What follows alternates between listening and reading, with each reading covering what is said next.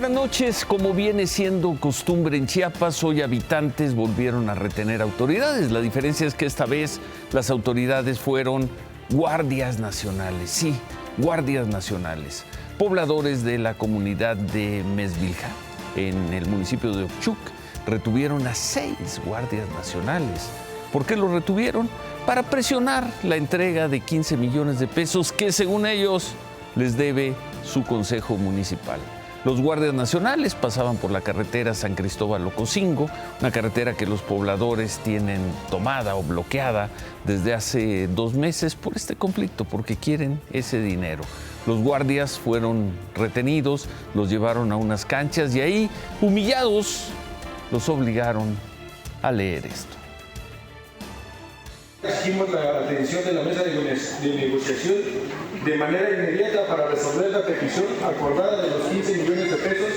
De lo contrario, no habrá salida del personal de la Guardia Nacional que está resguardado en la asamblea de la comunidad de Mesvilja, municipio de Ochuc, Chiapas. Y también pedimos la destitución del concejal Luis Santis, ya que solo hay recursos para contratar sicarios matando a la sociedad del municipio y de las demás comunidades.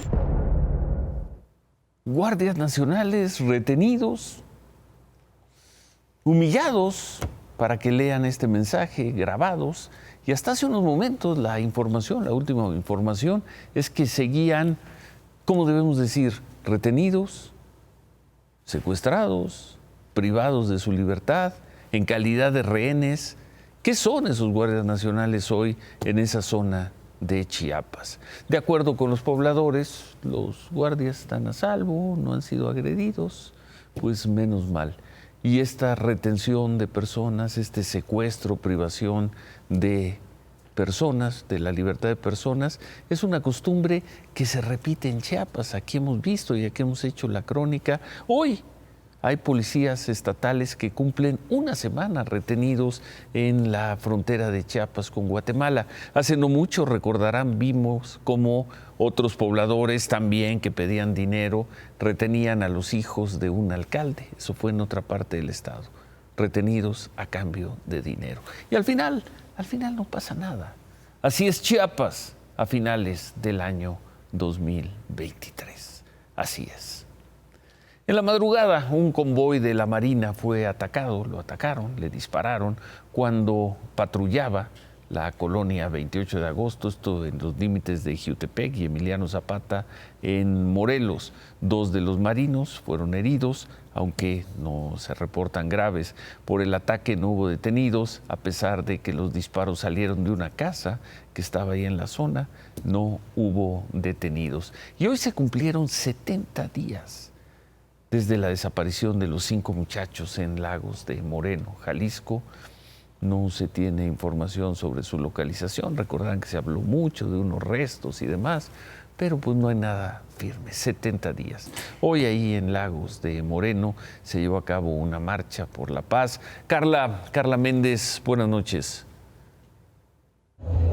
Hola, ¿qué tal, Ciro? Muy buenas noches. Te saludo con mucho gusto desde Lagos de Moreno, Jalisco, en donde el día de hoy se llevó a cabo una jornada por la paz y la dignidad humana. Comentarte que en esta jornada pues incluyó una marcha en la cual participaron alrededor de 1000 personas, encabezada por supuesto por sacerdotes, seminaristas y también por la comunidad católica, la cual salió a las calles para pedir por la paz aquí en Lagos de Moreno. Hay que recordar que esta jornada pues se hace luego de estos hechos violentos que se registraron el pasado 11 de agosto, en donde desaparecieron 5 jóvenes, de los cuales hasta este momento no se sabe absolutamente nada. Pues bien, Ciro, quiero comentarte que también tuvimos la oportunidad de platicar con una madre que hoy busca justicia luego de que su hijo fuera asesinado a puñaladas. Pero ¿qué te parece si vamos a escucharla? Y damos por todas las mamás que estamos en esta situación, que hemos perdido a un hijo a causa de la violencia. Que pidan por nosotras, porque es un calvario, pidan por nuestras familias. Esto es parte de lo que se vio el día de hoy aquí en Lagos de Moreno. Gracias Carla. 70 días. ¿Qué se sabe de estos muchachos? Recuerdan los compromisos, las promesas de las autoridades locales, el tema llegó al plano nacional y lo cierto es que 70 días después, como en tantos casos, No se sabe nada. Y eso, a pesar de que este fue un asunto de interés nacional, de interés informativo nacional, pasaron 70 días y ahí están los familiares en una marcha pidiendo ya no por la aparición de sus hijos, pidiendo para ver si alguna autoridad es capaz de decirles dónde están los restos de los hijos. Se arma todo un operativo de Estado con otros casos que se dieron hace 10 o 12 años. Y aquí, en Lagos de Moreno, Jalisco, 70 días. Sobre la seguridad, ayer vimos aquí el dispositivo de seguridad que le puso la Secretaría de la Defensa, Xóchitl Gálvez, en la zona entre Guadalajara y Tepic, zona con una influencia muy fuerte del cártel Jalisco Nueva Generación. Las imágenes de ayer, ahí están. Contamos 7 autos, 3 del Ejército, 1 de la Guardia Nacional y 3 camionetas de Xóchitl Gálvez. Hoy Xóchitl Gálvez estuvo en Querétaro con un dispositivo de seguridad acorde a Querétaro, es decir, mucho menor, y se expresó así del tema. Ya se hizo alarde de que había escoltas del Ejército a la Guardia Nacional. Si ustedes ven, aquí en Querétaro está muy discreta, porque Querétaro es un estado mucho más seguro, disculpen, que Jalisco y Nayarit. Allá pues, aparentemente había habido el asesinato de un exalcalde la noche que yo llegué y pues se pusieron nerviosos y reforzaron la seguridad. Entonces la seguridad va a ser dependiendo del estado que visite. 5 personas. Y yo diría, a diferencia de lo que dice Presidencia de la República, que es el nivel de miedo que yo tengo, no, es el nivel de irresponsabilidad que ha tenido este gobierno para no cuidar a sus ciudadanos. Xóchitl Gálvez dijo que pues, dejará que sea el Ejército el que decida qué tipo de seguridad necesita, porque, y así lo dijo, aunque confía en Dios, está consciente de que si algo le pasara a ella, habría una crisis en el país y que eso es lo último que ella desea. Claudia Sheinbaum, en Guanajuato, en Silao, habló también sobre seguridad, inseguridad. Dijo esto. Durante años abandonaron a los jóvenes. Esa es la verdadera razón, la verdadera causa de la inseguridad en Guanajuato.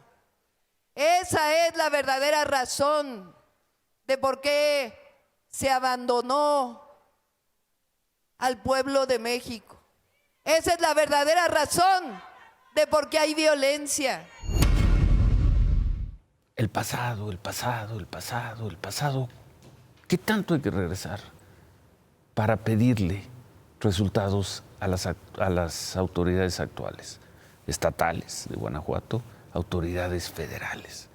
Veíamos hace unos días al gobernador de Zacatecas diciendo fue el pasado. En Palacio Nacional dicen es el pasado. En otros estados dicen es el pasado y el presente. ¿Para qué quieren llegar las autoridades al poder? ¿Para hacer un diagnóstico de la situación del pasado? Claudia Sheinbaum va a estar mañana como parte de todo este recorrido en busca de la presidencia de la República. Va a estar en el muy emblemático y además muy popular Teatro $1 Million en Broadway de California, de Los Ángeles.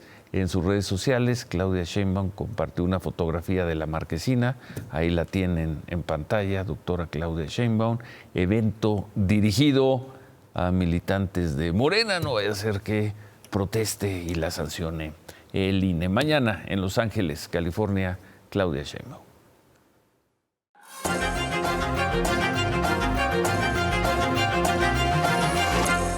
Segundo día de paro nacional de trabajadores del Poder Judicial. Los trabajadores volvieron a estar afuera de los edificios, de las instalaciones, juzgados, no cerraron calles. El sindicato calcula, como ayer, que unas 40,000 personas, unos 40,000 empleados, trabajadores y juzgadores están en paro o estuvieron en paro hoy también a lo largo del país.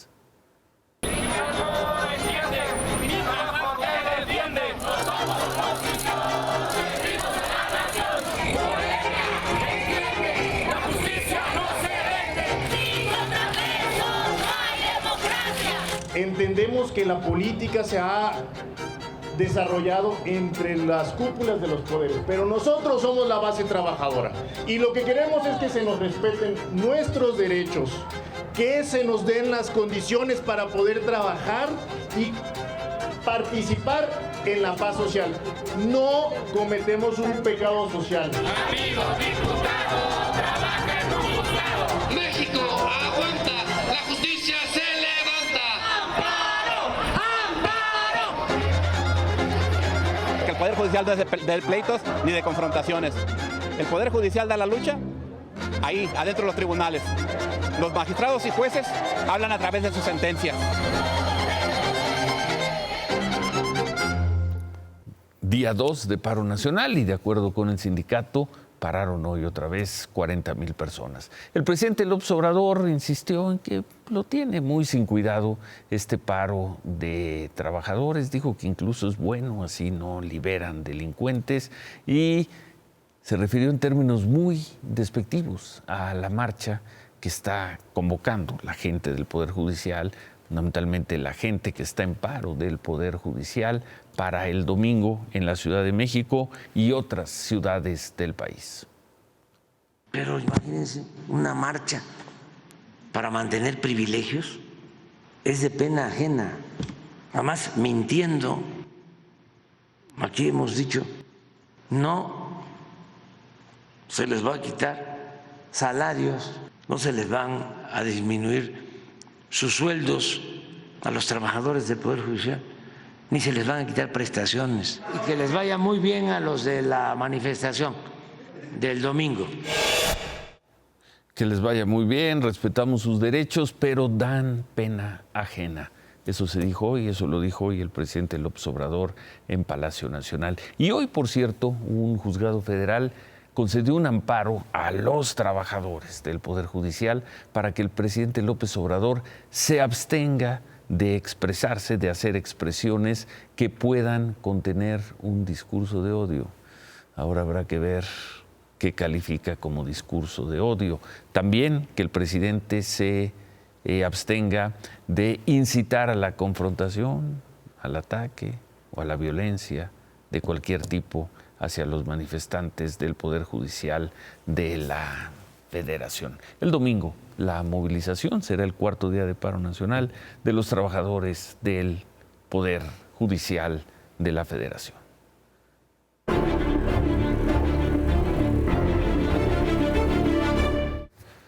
Dos semanas de guerra se cumplieron hoy, más de 5,500 muertos desde el ataque de hace 2 sábados en Hamas. A estas horas de hace 2 semanas empezaba el ataque, más la respuesta de Israel.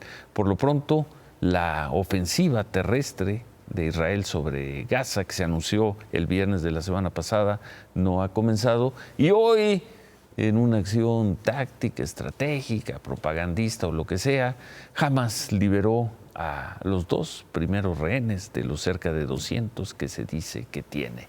2 mujeres que estaban retenidas desde el 7 de octubre.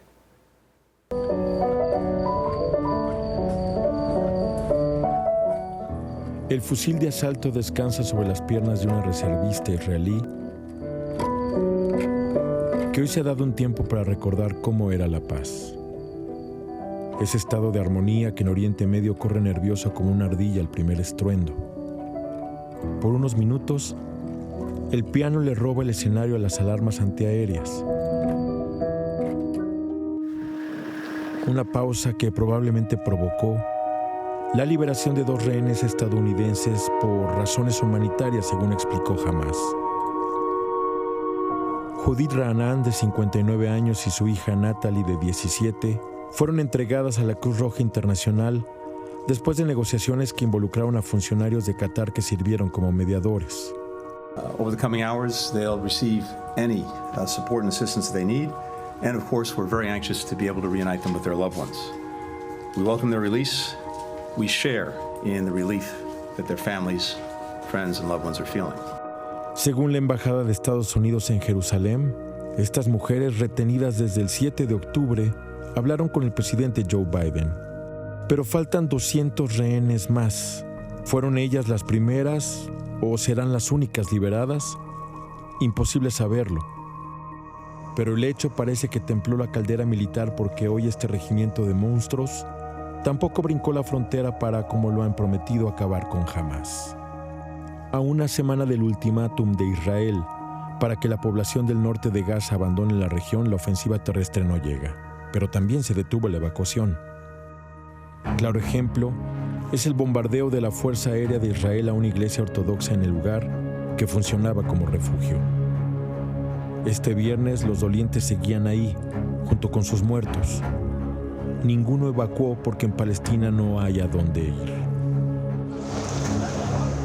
La única salida sigue cerrada y hoy sirvió de escenario para una conferencia de prensa ofrecida por Antonio Guterres, secretario general de las Naciones Unidas, en la que reiteró lo obvio.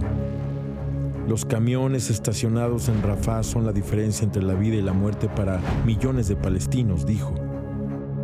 Ayuda estacionada, tanques estacionados, escombros que siguen escupiendo cadáveres.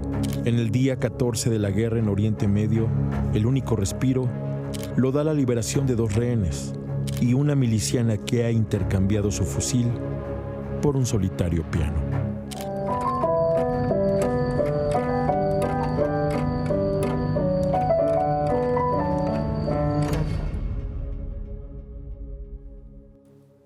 Semanas de guerra. Hoy el presidente de Estados Unidos, el presidente Biden, entregó su solicitud al Congreso para pedir más de 100,000 millones de dólares. Pide 14,000 millones de dólares en asistencia a Israel, más de 60,000 millones para Ucrania. En ese paquete también se estaría pidiendo una cantidad muy alta, cerca de 15,000 millones de dólares para seguridad. ¿En dónde? En la frontera con México. Esas son las, a juzgar por esta petición al Congreso, esas son las grandes preocupaciones de Estados Unidos, del gobierno de Estados Unidos. Claudia, buenas noches. Ciro, buenas noches. Con el argumento de una asamblea estudiantil para atender peticiones de los alumnos, un grupo de encapuchados entró hoy al CCH Azcapotzalco. Las autoridades del plantel intentaron dialogar con ellos para conocer sus demandas y les pidieron que se quitaran las capuchas, que dejaran los tubos y que dejaran las bombas Molotov que llevaban. En respuesta, estos jóvenes vandalizaron los edificios y agredieron a los maestros. Algunos maestros y maestras que estaban a la entrada de la puerta de la dirección fueron agredidas por jóvenes que estaban en la azotea del edificio, les arrojaron líquidos y luego otro joven de los que están encapuchados sacó un bote de esos que prenden, lumbre, y las prendió.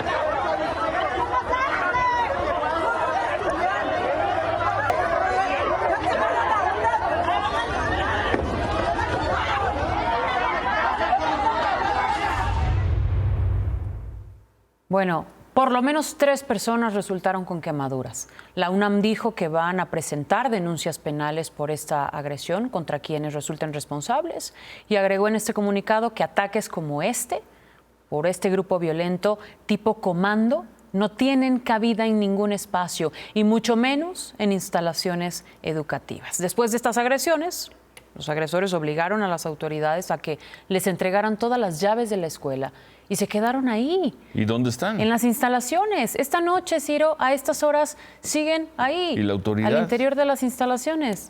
Por lo visto no hay autoridad. Veremos qué pasa mañana. Bueno. Ahora, en otras cosas, el Frente Amplio sigue sin definir cómo y cuándo van a elegir a sus candidatos para las gubernaturas en disputa, entre ellas la Ciudad de México. Pero llamó mucho la atención que, estando tan cerca del inicio de estas precampañas, a un mes, hoy se les haya visto juntos a 3 de los aspirantes del Frente. Y por un diferendo entre el gobierno de la Ciudad de México y la alcaldía Cuauhtémoc por el control, cuidado y mantenimiento del Ángel de la Independencia. Bueno, ahí está Lía Limón, sí, Santiago Taboada, alcalde con Cuevas. licencia de Benito Juárez. La alcaldesa de Álvaro Obregón, exacto, respaldando a Sandra Cuevas, alcaldesa de Cuauhtémoc, que hoy regresó a sus funciones. Lo importante aquí es que se les vio juntos. Faltó Rubalcaba, quizá, ya tan cerca de la elección. Esto sin duda se convierte en un verdadero sainete. Ahí en El Ángel traen una discusión con el gobierno de la ciudad por quién debe hacerse cargo del mantenimiento. En fin, Y bueno, el cuidado del ángel. buen fin de semana, Claudia. No me puedo ir, Ciro. Y no me puedo ir porque hoy fueron detenidos los 2 policías que ayudaron al presunto feminicida de Montserrat Juárez a sacar el cuerpo de su departamento en la colonia Náhuac minutos después de asesinarla. Un caso que mostramos aquí el 26 de septiembre.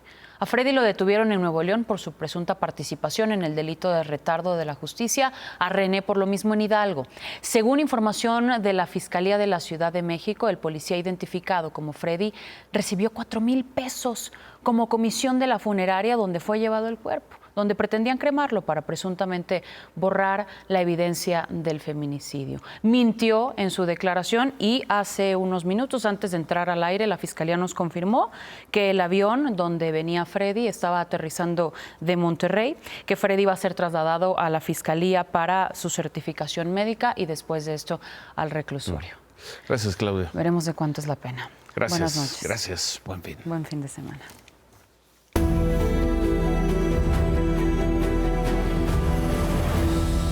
Anoche murió el ex líder del sindicato petrolero Carlos Romero de Champs de un infarto, tenía 79 años, estuvo más de un cuarto de siglo al frente del sindicato, llegó en 1993, fue priista de toda la vida, estuvo envuelto en escándalos después de las elecciones del 2000, lo recordarán, se le acusó por haber desviado dinero del sindicato de Pemex a la campaña de Francisco Labastida, el caso conocido como Pemex Gate, pero no le pasó nada. Fue diputado y fue senador del PRI. Sus hijos, allá por el 2012, se vieron envueltos en controversias cuando presumían sus yates y sus riquezas.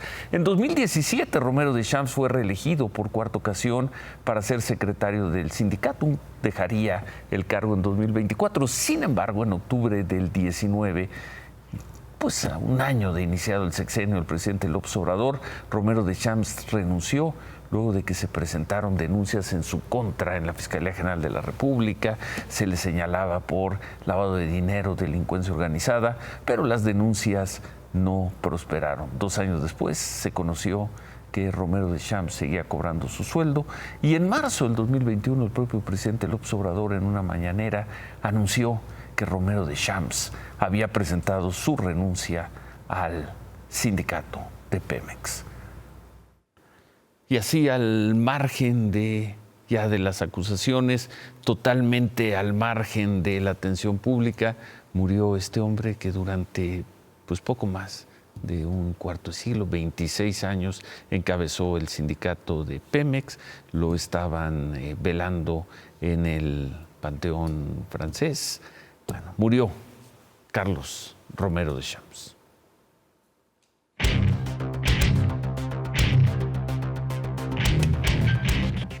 David, buenas noches.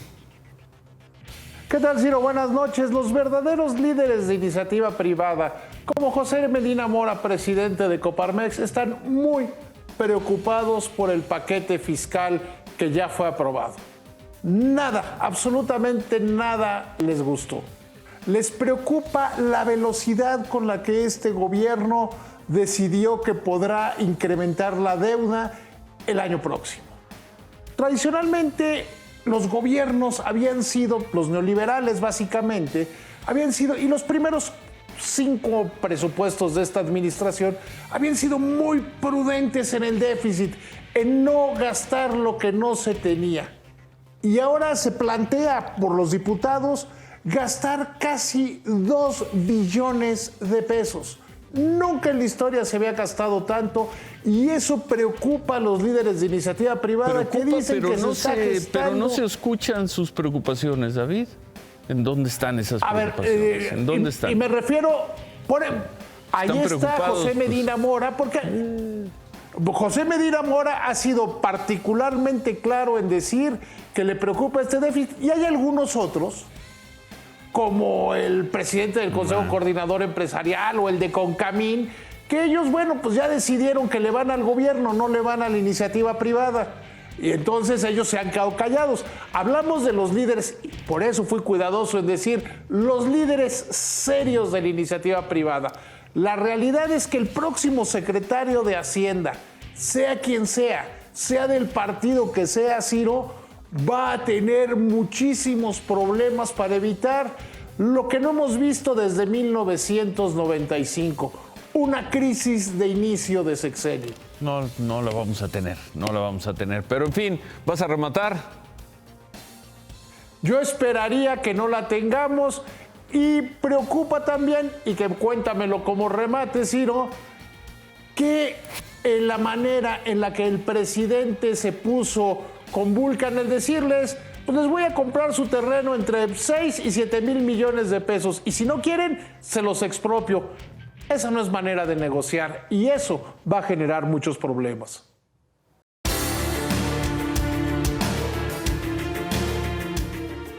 Son imágenes de hoy, los techos de los trenes no están repletos de migrantes como hace 2-3 semanas, pero ahí van tenaces migrantes que no cesan en el anhelo de llegar a la frontera de Estados Unidos y cruzarla para vivir allá.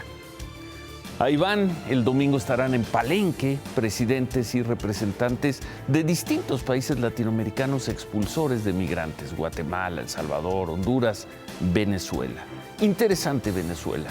En poco más de una década han salido de ahí casi 8 millones de venezolanos. Eso es casi 1 de cada 4 venezolanos que han huido de su patria. Pero uno de los invitados de honor será Nicolás Maduro. El objetivo de la reunión de Palenque es cómo ayudar a los pueblos para que se reduzca la migración. Buena pregunta para el señor Maduro. ¿Cómo ayudará a los venezolanos después de 10 años de su desastroso gobierno? El gobierno que ha mandado a 1/4 de los habitantes fuera de esa patria bolivariana. Aló, presidente Maduro. Se quedan con ¿Qué importa? Gracias, buen fin de semana. Ánimo.